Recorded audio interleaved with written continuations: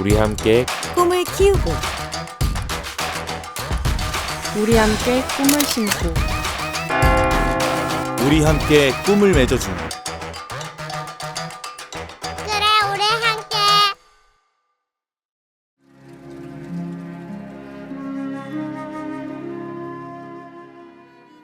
오늘의 말씀은 여호수아 3장 5절에서 6절 말씀입니다. 여호수아가 또 백성에게 이르되 너희는 자신을 성결하게 하라. 여호와께서 내일 너희 가운데에 기이한 일들을 행하시리라. 여호수아가 또 제사장들에게 말하여 이르되 언약궤를 메고 백성이 앞서 건너라 하매 곧 언약궤를 메고 백성이 앞서 나아가니라. 아멘. 2주 전에 나온 신간 도서 가운데 가능한 불가능이라는 책이 있습니다. 이 저자는 평범한 직장 생활을 하는 분입니다. 어느 날 친구와 함께 우연히 내기를 하게 됩니다. 어떤 내기를 하느냐? 서로 너무 친한 친구 사이인데 각자 오랫동안 보아오면서 장단점을 너무 잘 아는 거예요.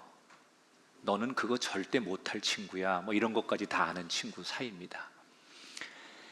만약에 우리가 불가능하다고 여기는 부분에 서로 한 가지씩 도전을 해서 먼저 성공하는 사람에게 내기를 해서 이기는 걸로 하자, 뭐 이런 친구들끼리 흔히 할 수 있는 내기를 하게 돼요. 그래서 내가 평상시에 도저히 불가능하다고 여기는 한 가지 주제를 선정하고 반대 친구도 나는 이거는 절대 내가 못하는 일이지만 도전해서 너와 함께 내기를 해보겠다라고 해서 시작된 그런 내기를 10년 동안 이어오면서 자기를 개발한 내용의 책이에요. 예컨대 그 운전에 대한 두려움증이 있어서 면허를 딸 생각을 못하고 아예 포기했던 이 사람이 다시 불가능하다고 여기는 면허 따는 일에 도전해서 성공하는 이야기. 그리고 피아노를 치고 싶은데 피아노를 배운 적도 없고 잘 칠 수도 없으니까 1년 내내 한 곡만 연습을 해서 그 한 곡만큼은 누구 못지않게 연주할 수 있을 정도로 노력을 해서 성공하는 이야기. 뭐 이런 등등 일상에서 내가 그걸 어떻게 해? 그건 도저히 불가능해. 난 못해. 이렇게 생각하던 부분을 매년마다 한두 가지씩 정해서 도전하고 성취하는 그러한 이야기의 책이 가능한 불가능이라는 책이에요. 이분이 한 10년째 이렇게 자신의 삶을 개발하면서 이런 이야기를 합니다. 예전에 자신은 자기를 착취하는 사람이었다는 거예요. 야, 네 주제를 알아. 자기한테 네가 그걸 어떻게 해? 네가 어떻게 영어를 도전할 수 있어? 뭐 이렇게 자기를 늘 부정적으로 착취하고 자기에 대해서 용납하지 않던 자기가 이렇게 불가능한 것을 매년 도전하다 보니까 그런 자신의 과거가 사라져 버렸다. 지금은 난 할 수 있어. 이것도 했으니까 다음 주제도 또 불가능하다고 여기는 그것도 난 할 수 있어. 이렇게 자기가 변해 있더라는 거예요. 저는 이 대목이 참 마음에 와 닿았어요. 자기가 자기를 착취했는데 언젠가부터 자기를 인정하는 사람으로 바뀌어 있더라는 거예요. 아마 우리 모두에게 비슷한 공감대가 있을 거예요. 여러분 아마 살면서 내 로망이긴 하지만, 꿈이긴 하지만 그건 내가 도전할 수 없는 영역이고 내 능력 밖이야. 그래서 더더욱 그런 것들이 자기의 꿈일 수 있는 사람, 그거는 남들은 돼도 나는 절대 안 되는 일이야. 내 한계, 내 역량 이런 것들을 정해놓고 포기하는 분들. 그런데 여러분 가만히 생각해 보면 우리의 역사의 발전과 문화의 발전은 모두가 무모하다고 생각하는 일에 도전한 사람들, 그리고 미친 듯이 그 일에 뛰어들어서 때로는 손가락질을 받는 사람들에 의해서 역사는 계속 발전하고 문화는 새롭게 변화했던 것 같아요. 오늘부터는 여러분과 함께 한 5번에 걸쳐서 도전이라고 하는 제목을 가지고 하나님 말씀을 나눌까 합니다.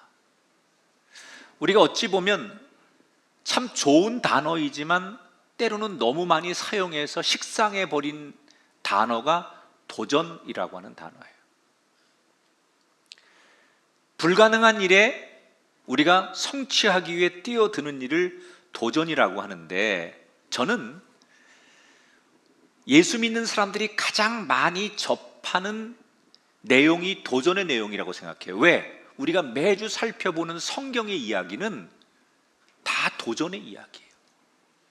여러분, 처음부터 끝까지 성경은 불가능한 일에 가능함으로 도전하는 이야기, 그런 사람들의 이야기가 가득한 책이 성경이에요. 그래서 성경에 등장하는 많은 사람들을 우리는 믿음의 영웅이라고 해요.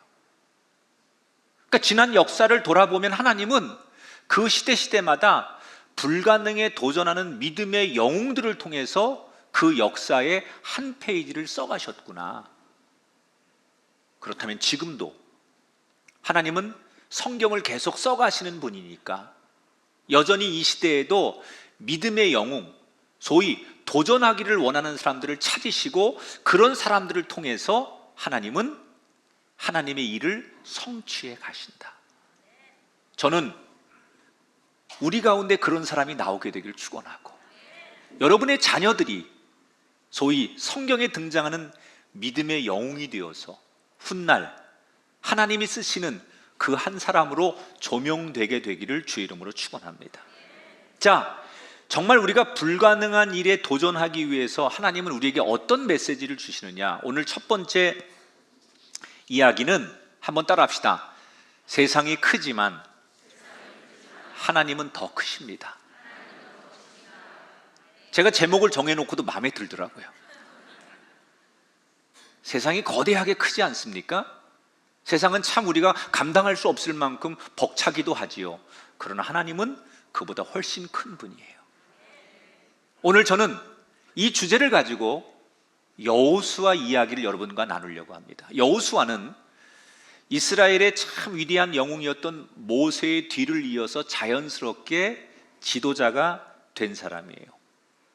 그런데 모두가 부러워하는 딱 한 자리인 그 자리에 올라갔지만 여호수아가 지도자가 됐다고 해서 마냥 행복할 수 없었어요. 왜냐하면 여호수아가 만난 지도자의 자리는 당시에 상황이 좋지 않았어요.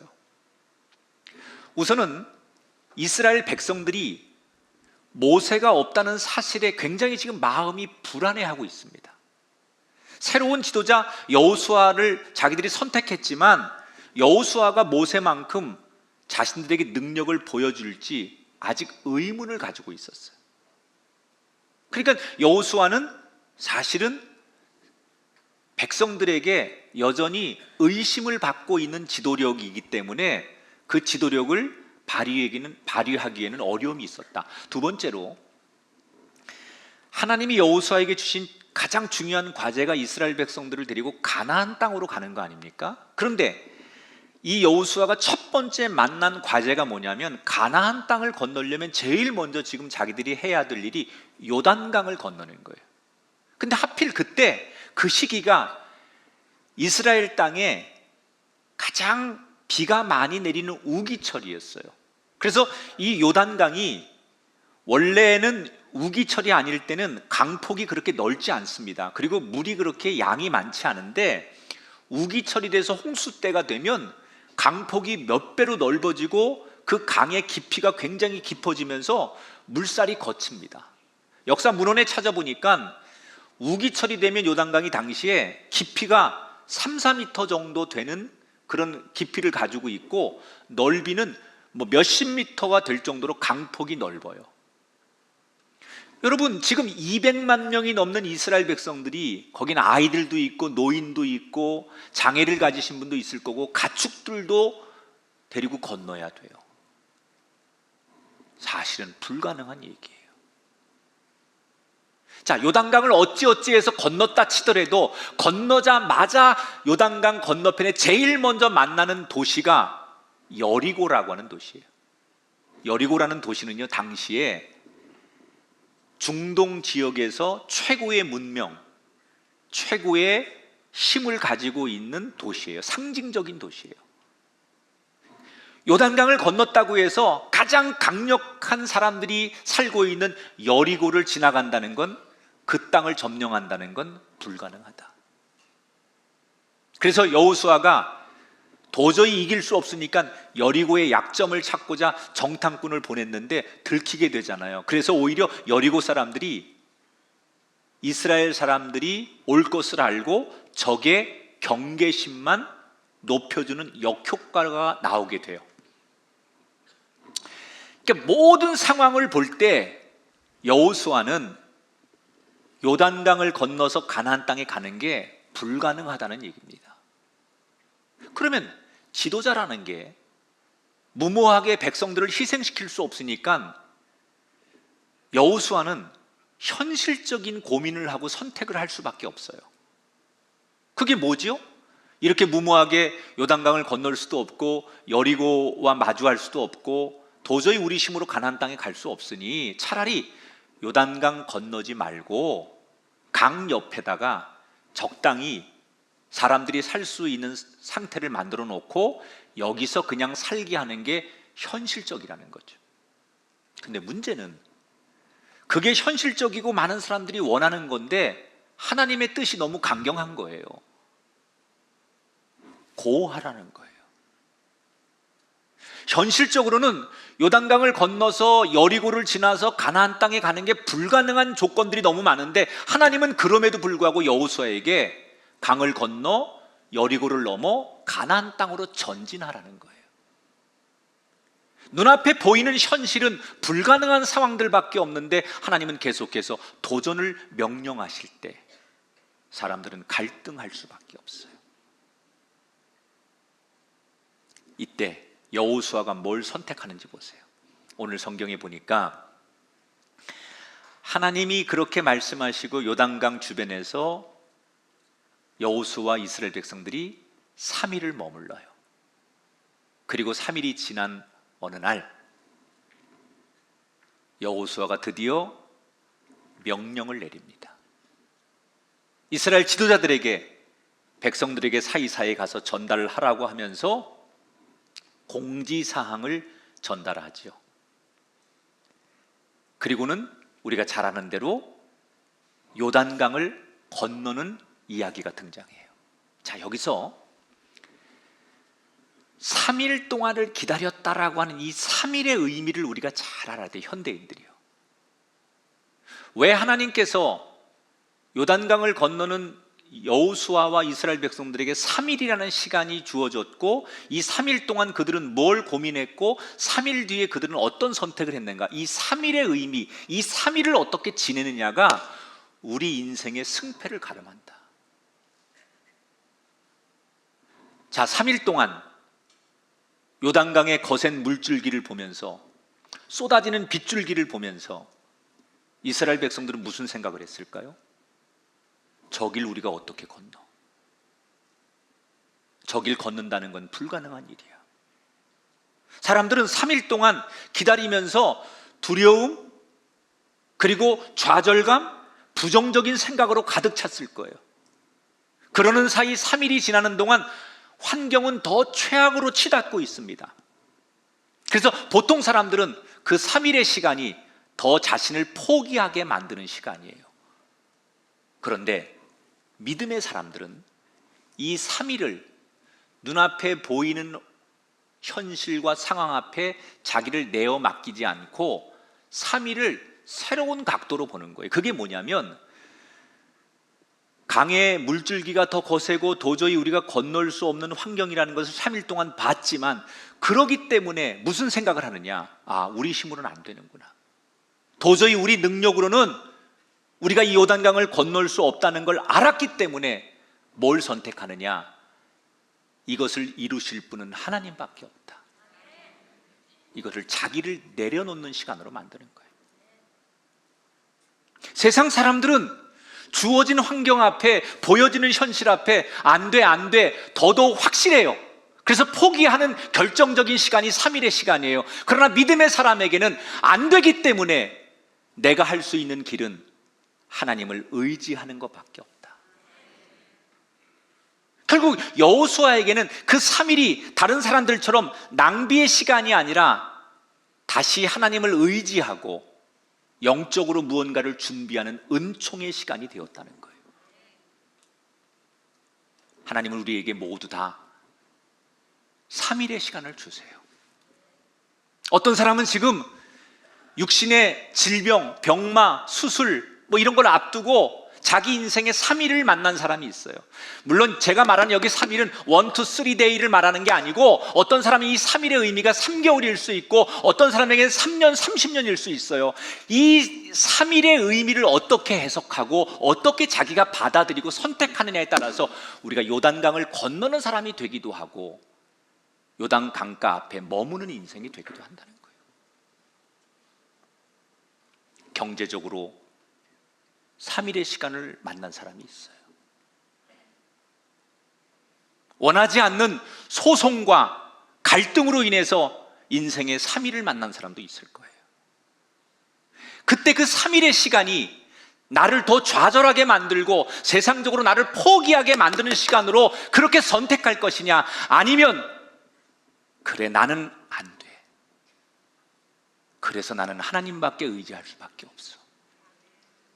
그래서 다시 무릎을 꿇고 그분을 묵상하고 그분 앞에 때로는 금식하고 그분을 의지하는 가장 첫사랑으로 돌아가게 만드는 계기를 만들 것이냐. 저는 오늘 이 말씀을 나누는 우리 모두가 내 인생의 3일의 의미를 깨닫는 시간이 되기를 주의 이름으로 축원합니다. 그것이 남들이 볼 때는 아무것도 할 수 없는 공백기고 무능함처럼 보일지 몰라도 믿음의 사람에게는 그 무능하고 아무것도 할 수 없는 그 기다림의 시간이 나를 기적의 주인공으로 만드는 디딤돌이 될 수 있다는 거예요. 오늘 저와 여러분 3일이 지난 후 그 3일의 의미에 감사할 수 있는 주인공이 되기를 다시 한번 축원합니다. 자, 여호수아가 뭐라고 공지사항을 전했느냐? 이스라엘 백성들아, 내일 제사장들이 언약궤를 메고 맨 앞에 서서 요단강을 건널 테니 그냥 그 제사장들 메고 있는 언약궤만 보고 요단강을 따라가라, 이렇게 지시사항을 공지사항으로 내보냈어요.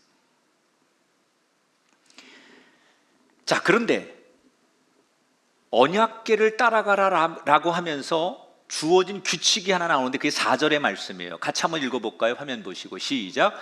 그러나 너희와 그 사이 거리가 2000 규빗쯤 되게 하고 그것에 가까이는 하지 말라.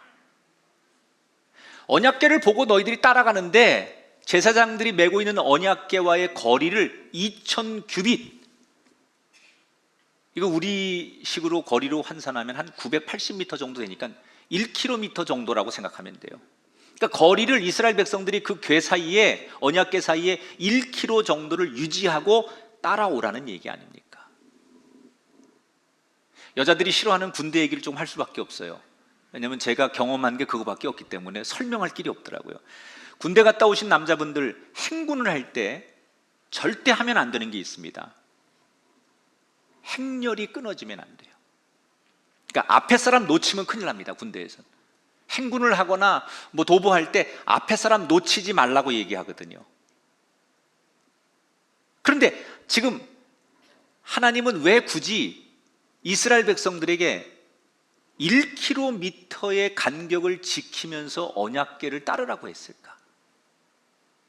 여기는 영적인 의미가 숨겨 있는 거예요. 하나는 1km 앞에 하나님의 상징인 언약궤가 간다는 것은 이스라엘 백성들에게 선발대의 의미가 있는 거예요. 여러분, 보통 우리가 군대에서 선발대가 먼저 장애물을 제거함으로 본진이 편안하게 전진하는 게 작전의 전법이거든요. 그러니까 선발대가 어떻게 모든 것들을 편안하게 길을 만들어 놓고 이 본진이 오도록 만들어 내느냐, 이게 중요한데, 선발대가 혹시 장애물이 있거나 위험한 요소가 있으면 그것을 앞서서 제거하겠다라는 영적인 의미예요. 이 말은 바꿔 말하면 주님보다 앞서지 말라는 거예요. 1km를 유지하라는 얘기는요, 너희들의 인생이 하나님보다 앞서지 말라는 거예요. 근데 이게 여러분, 우리가 살면서 제일 많이 당하는 유혹이에요. 1km를 계속 유지하고 평생 가려고 하다 보면 어느 순간 마음이 급해요. 이렇게 가다가는 안 될 것 같아. 그래서 내가 주님을 앞설 때가 있어요. 우리 그런 유혹을 얼마나 많이 받습니까? 자녀 교육할 때 그냥 하나님이 내 자녀의 주인이시고 내 자녀의 인생길을 인도하실 분으로 여기고 1km 유지하고 자녀를 그렇게 하나님 앞에 맡기고 키우면 되는데, 우리 생각에 조급한 거죠. 그래서 내가 앞서가는 거예요. 남들처럼 다 그렇게 해서 내 아이를 훌륭하게 키울 수 없으니까 스펙 관리도 해줘야 되고 성적도 올려줘야 되고 좋은 학교 보내줘야 되고, 이런 것 때문에 부모가 때로는 1km가 아니라 주님을 앞서서 내가 내 자녀를 책임져 보겠다고 하는 거죠. 사업도 마찬가지고 우리 인생의 계획과 미래도 마찬가지예요. 1km를 유지하면서 주님을 따라가는 인생이 아니라 내가 주님보다 앞서겠다라고 하는 것, 이것은 여러분 어찌 보면 무모한 거예요. 세상 살면서 이렇게 무모한 일이 어디 있습니까? 하나님보다 앞서서 내가 하나님을 이끌고 가요? 하나님, 나를 따라오세요. 내가 더 잘 알아요. 내 인생길, 내 계획, 내가 꿈꾸는 세계는 이런 거예요. 하나님, 나만 따라오시면 돼요. 이것처럼 인생이 무모한 게 어디 있습니까? 우리는 하나님을 따라가는 인생이 돼야 돼요. 절대로 이 복음 앞에 결심하십시오. 무모하게 하나님을 앞서지 않겠습니다. 내가 하나님 나라 이룰 때까지 언약궤를 바라보며 그 간격을 유지하는 하나님의 백성이 되겠습니다. 두 번째, 더 중요한 의미가 있어요. 영혼의 자세를 바르게 하라는 거예요. 운전하는 사람들이 제일 요즘 그 운전의 가장 큰 장애물 중에 하나가 휴대폰이래요.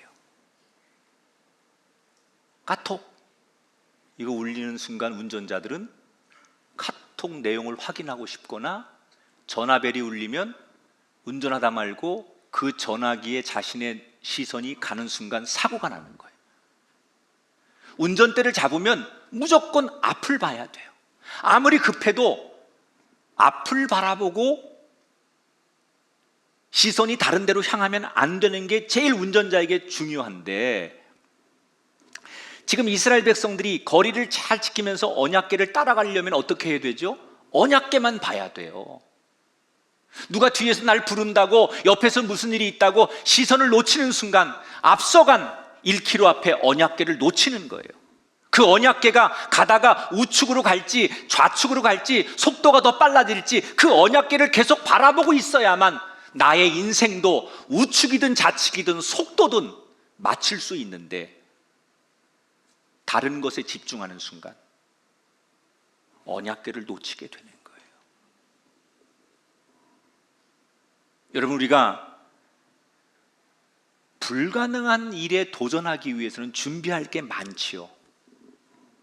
그런데 여호수아는 이 요단강을 건너고 불가능에 도전하는 일에 있어서 그들에게 무슨 배를 만들어라, 아니면 뭐 군대를 조직해라, 무기를 가져라, 이렇게 요구하지 않아요.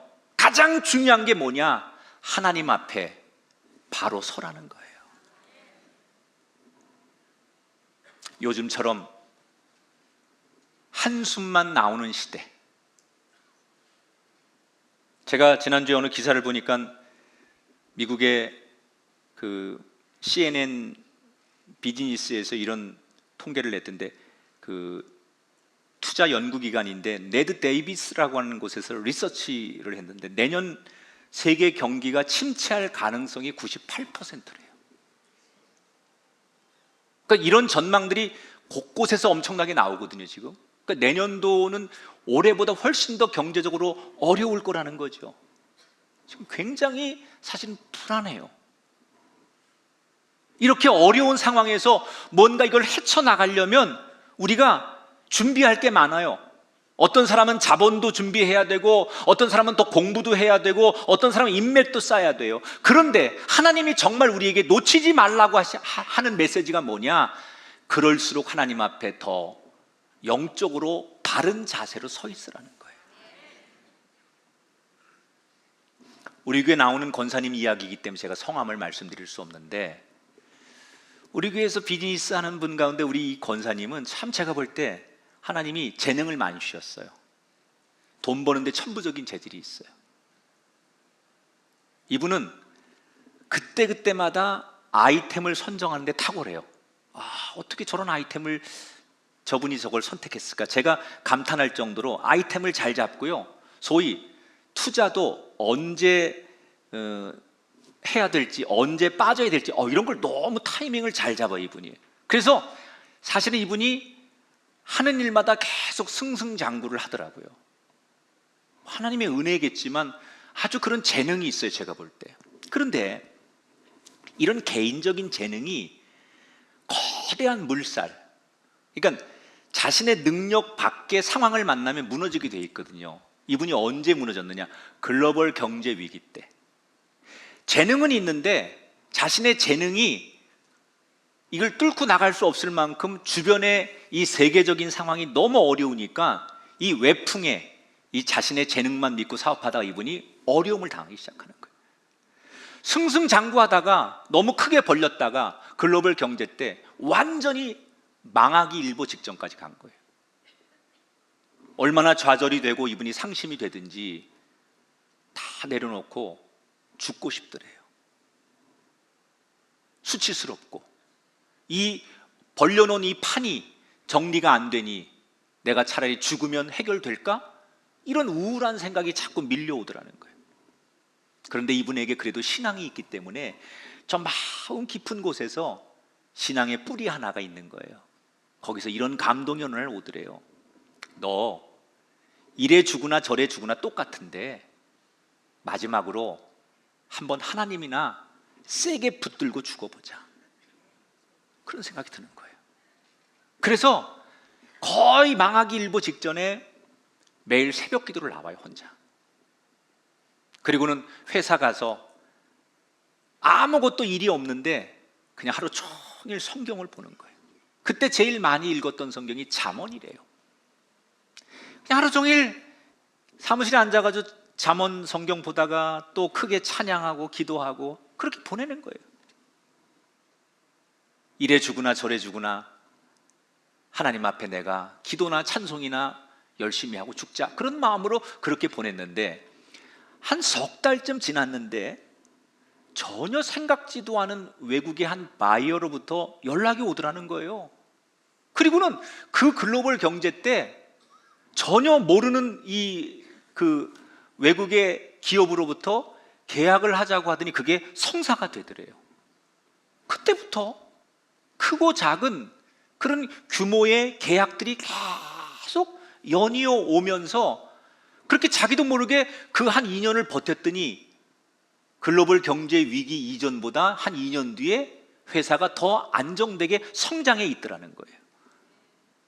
이 권사님이 그 모든 과정을 이겨내고서 마지막에 저한테 어느 날 이런 얘기를 하더라고요. 목사님, 제가 사실 사업이 어렵기 전에도 예배도 열심히 드렸고 교회 봉사도 열심히 했었습니다. 그런데 하나님은 어제까지 한 열심이 중요한 게 아니라 오늘, 지금 내가 하나님 앞에 바로 서기를 원하셨던 것 같습니다. 우리가요, 오늘이라는 새로운 날을 맞이하면 대부분 다시 거울을 보고 새롭게 단장을 하잖아요. 어제까지 내가 잘 꾸미고 괜찮은 사람으로 보였어도 오늘이 되면 다시 거울 앞에 서서 나를 다시 꾸며야 되는 거예요. 영혼도 그렇습니다. 우리가 지금까지 예배 잘 드리고 열심히 봉사했더라도 그건 지나간 과거입니다. 오늘 다시 영적인 거울 앞에 서서 그 하나님 앞에 예배자로서, 하나님 앞에 하나님의 사람으로서, 하나님이 원하시는 일꾼으로서 다시 정결하게 내 자신을 그 영적인 거울 앞에 비춰보고 하나님 앞에 바로 서는 것을 원하신다는 거예요. 여러분에게 그런 시간이 예배예요. 이 주일마다 드리는 예배가 다시 나를 영적인 거울 앞에 서게 하는 거예요. 그런데 만약에 우리가 이 가치를 모르고 여전히 내가 과거에 살던 방식대로 나는 괜찮겠지, 내가 열심히 살아왔고 하나님이 다 아시겠지, 그래서 나를 오늘 다시 세우는 영적인 거울 앞에 점검하지 않고 또 일주일을 살아간다면 엉망진창된 모습으로 살아가는 거예요. 따라하세요. 다시 예배로, 다시 교회로. 여러분, 이 명제를 가슴에 새기십시오. 그동안은 코로나 또는 상황과 환경 때문에 예배와 교회를 주저했을지라도 이제는 여러분 다시 교회와 예배로 여러분의 영혼을 하나님 앞에 바른 자세의 거울 앞에 세워놓으셔야 돼요. 예배를 통해서 하나님 앞에 바로 서는 것부터 시작해야 요단강을 건너는 거예요. 하나님이 우리의 상황을 모르시겠어요? 다 압니다.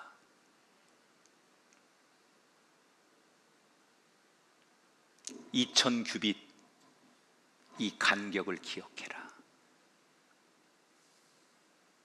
무슨 일이 있어도, 어떤 일이 생겨도 하나님 앞에 나 자신을 그걸 바라보면서 날마다 새롭게 세워가라는 거예요.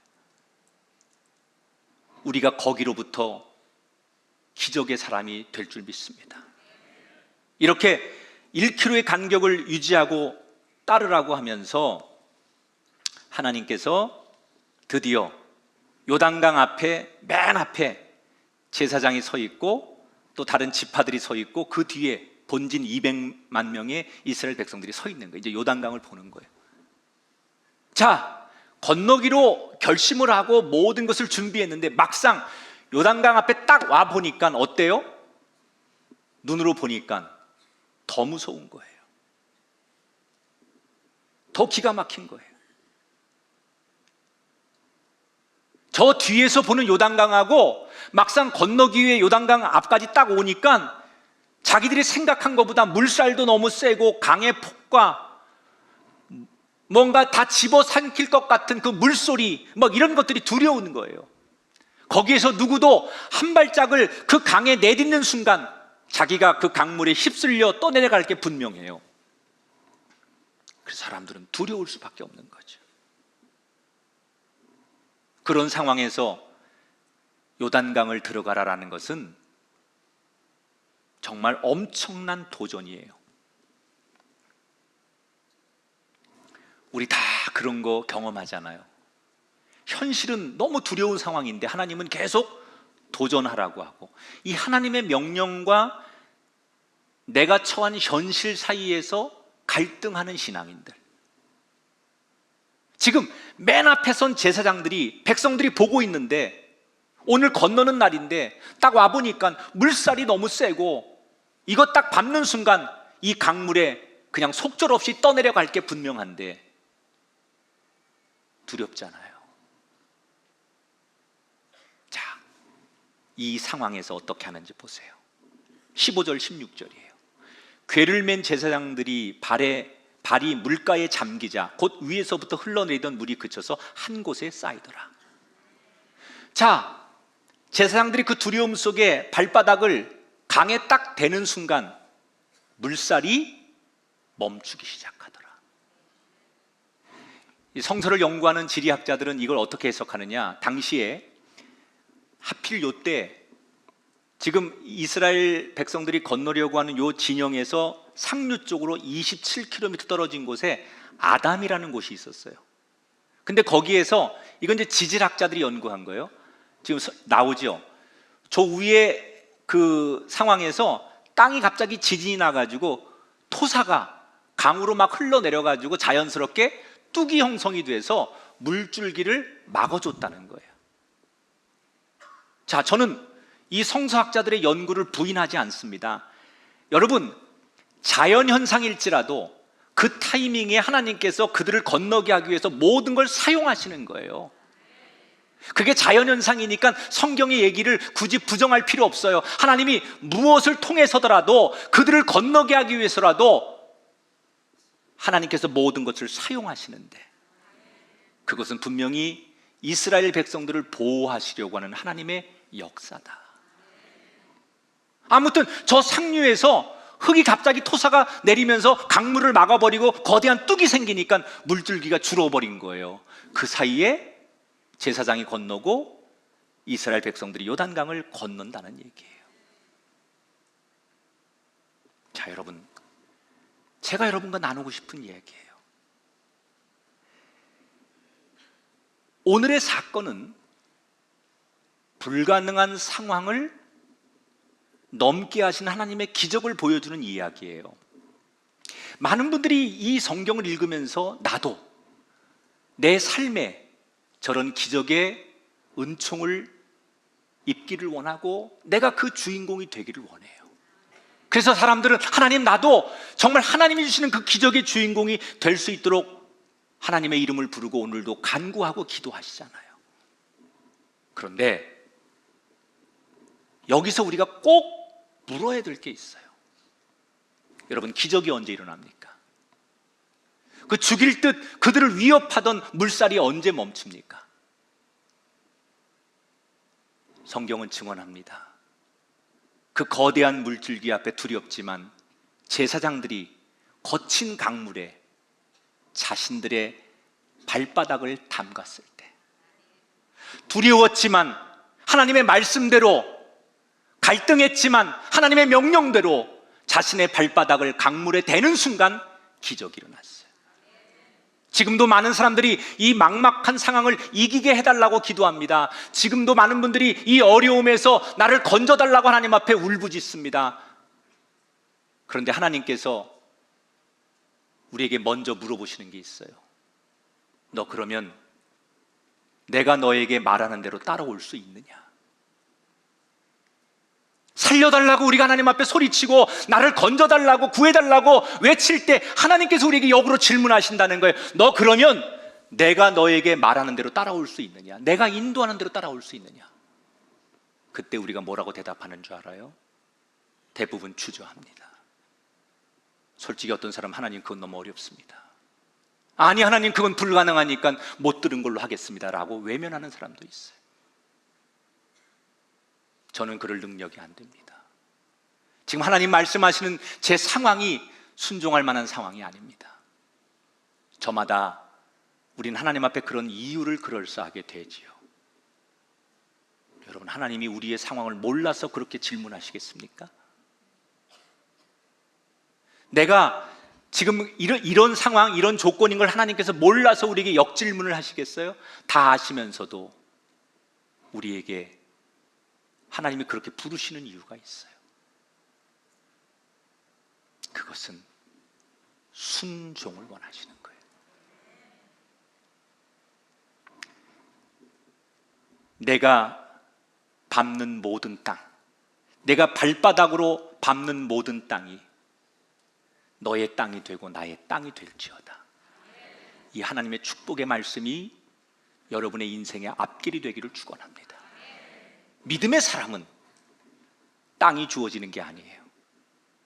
내가 밟는 곳마다, 내 발바닥이 닿는 곳마다 하나님이 그 땅을 내게 주시는 거예요.